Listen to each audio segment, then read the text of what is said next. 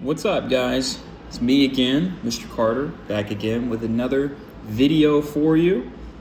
Once again, what day is it today? February 24th, so coming at you from the past once again.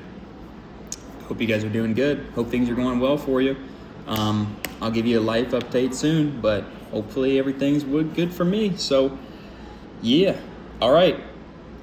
So, yesterday we were talking about the 50s, the Red Scare, all that kind of stuff. Today, we're going to talk about one of my favorite topics of all time, okay? And that is rock music. You might be like, do we really have to learn about this? Yes, you do. Yes, you do, okay? Other history teachers may not teach you this, but I 100% am going to, because I believe that music is extremely important to the human experience. All right, you think about it biblically, religiously. Why does God ask us to praise him with music, right? Sometimes music can move us in ways that we don't really understand. People, especially musicians, you know what I mean? I mean, great musicians, they can create these amazing pieces, and sometimes they don't even know where it comes from. It just happens, you know what I mean? And it's magic in that way. So music is extremely important. And the way that the human brain responds to music is really mysterious. You know, there are certain chords that just feel sad. There are certain things that feel happy. And that's really interesting to me. So we're going to look at it from a historical perspective. Why rock music? Where does it come from? So first off, in your notes, right, it may seem kind of sporadic. You know, we're doing Cold War, but we're also talking about like cultural stuff. That's how it's going to be for the rest of the year. We will talk about the political, the cultural, you know, all of this kind of stuff. I think students generally I'm sorry, that was my smart board. Students generally like the culture stuff a lot. So we're going to focus on it. So it might seem kind of random, but hey, it is what it is. So in your notes, if you want to make a new little section, we're still in the Cold War, still in the 50s, but we're going to talk about the origins of rock and roll. All right? So first and foremost, I want you to think, who is the creator of rock and roll? If you had to pick someone as the guy that did it, or the girl that created it, who would you pick? If you're not really into music, you might be like, well, I don't know, right? Well, here's the beauty of rock and roll. No one really creates it. It just kind of is. And I think that's really cool.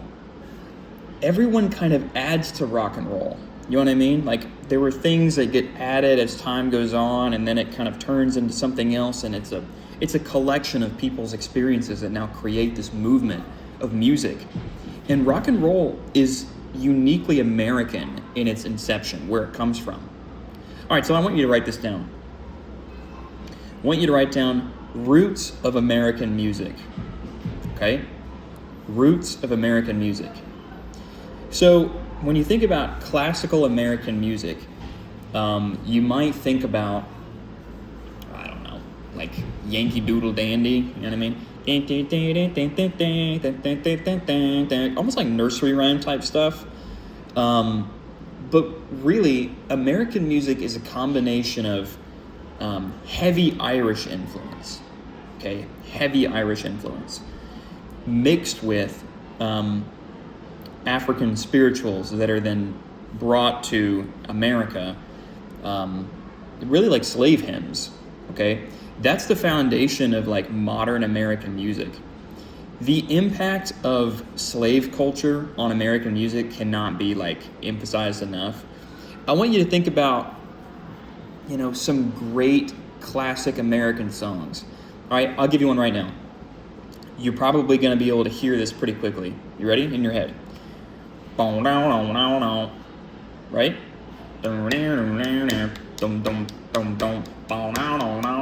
All right. Everyone knows that tune. But the way that the vocals are arranged, it goes da da da da da da da da da da da da da da da. All right, now if you know your history and your music, that's call and response. Okay. Now the historical significance of that is that in the fields when slaves were working, those are the kind of songs that they'd sing. It would be one person sings something, everyone sings it back. One person sings something, everyone sings it back. Sometimes we do songs like that in chapel. That's a classical American format. One of the things that makes American music so interesting, especially like folk music, and when I say folk music, I'm not really even talking about like the genre folk music, I'm talking about just old American music, is that it was made for people who can't read music, and so it's simple in its construction. Like, doom doom doom doom is super simple. Doom doom doom doom. Compare that to like traditional European music, where you got like Mozart, Beethoven. It's not simple. This is not music for the layman who like comes in and like, you got to know what you're doing to play that kind of stuff. But you look at American music, it is simple. And I think that's where it gets its kind of like, its grit from. It's the music of the lower class. So I want you to write that down. So we have roots of American music. I want you to put down traditional English and Irish music. So that's where it comes from.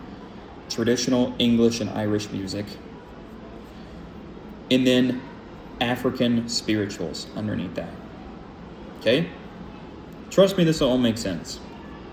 So those two genres blended together. And they gave us kind of early folk country, really, too. I want you to think about the subject matter of a lot of these songs. Usually they're not happy. They're not like joyful songs. Think about like, I don't know, what's a, like the blues. Sorry, I couldn't stop it. And now all of you are yawning too. Think about like the blues. You know what I mean? It's called the blues because the guy playing it has got the blues. He's sad. So automatically, it's a different kind of vibe than a lot of European music. Like you think about traditional Irish music. Mr. Cowie played this on the guitar. It was like you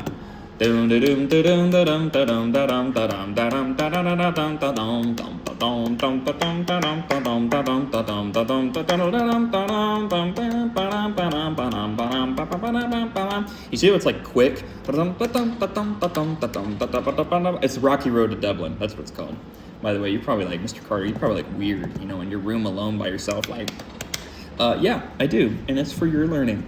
Anyway, that's the Rocky Road to Dublin. That song is really quick and fast. When you look at a lot of traditional African hymns, and they're really slow.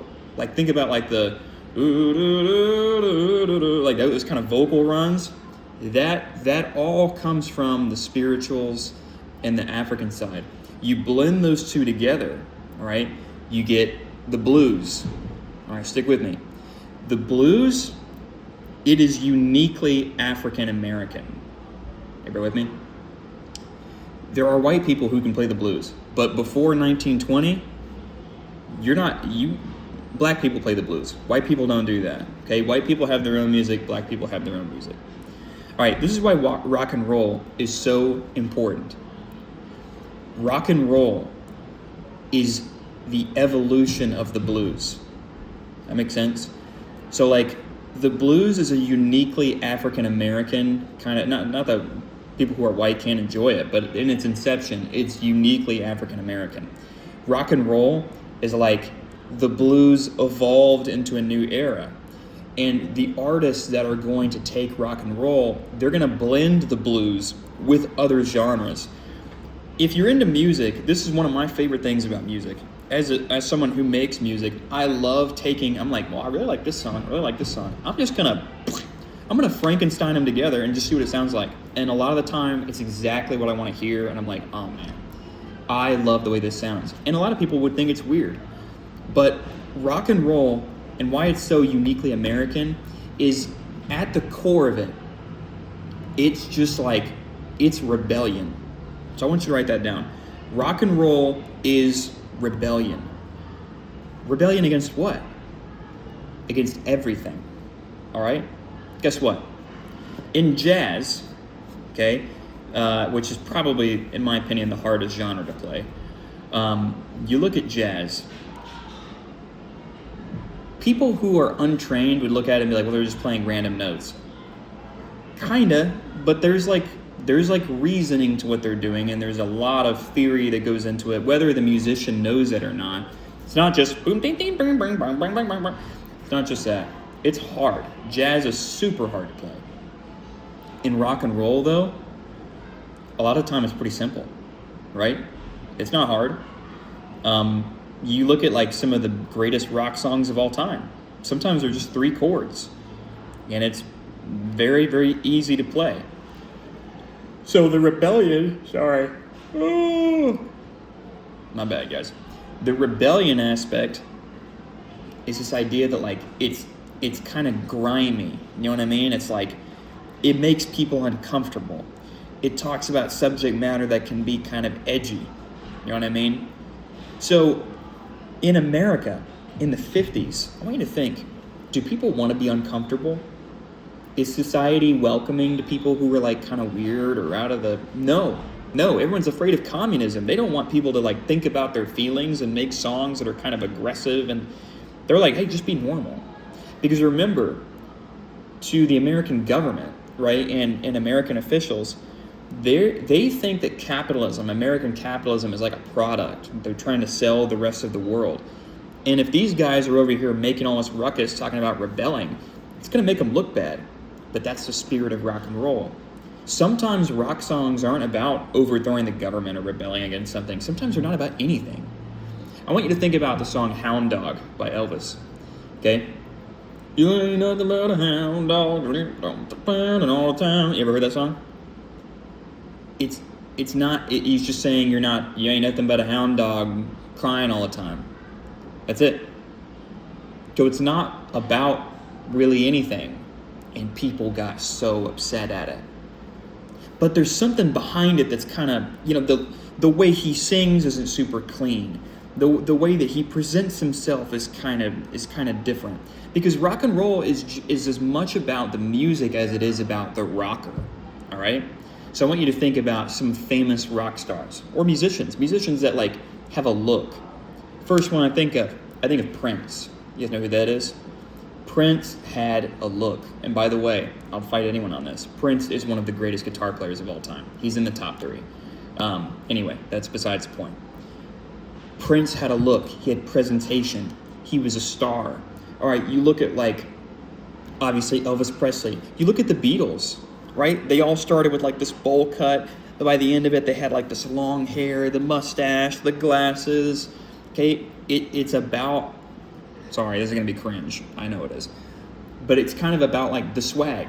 It's about like their swagger, the way that they carry themselves. It's not just about the music. The music is an extension of their personality. And so that's why when we get into rock and roll, you start seeing young people become like obsessed with the artist. Before that time, that didn't really happen. Like there were people who were fans of artists, but there wasn't like this obsession. I mean, you look at the obsession of teenagers with Elvis.